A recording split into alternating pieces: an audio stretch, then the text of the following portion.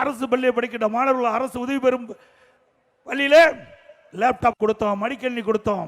சுமார் 52,35,000 மாணவ மாணவிக்கு இன்றைக்கு மடிக்கணினி கொடுத்த ஒரே அரசாங்கம் இந்தியாவில் தமிழ்நாடு அரசு, அம்மாவுடைய அரசாங்கம்.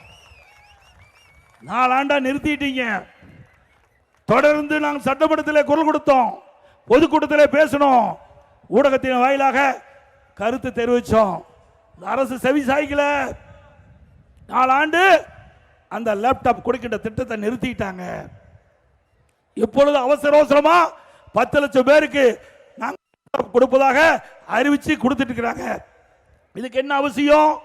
நீ உண்மையிலேயே லேப்டாப் கொடுக்க வேண்டும் என்று, மாணவர்கள் கொடுக்க வேண்டும் என்று விரும்பி இருந்தா அந்த கல்லூரி ஆரம்பிக்கிறதுக்கு முன்பு கொடுத்திருக்க வேணும்.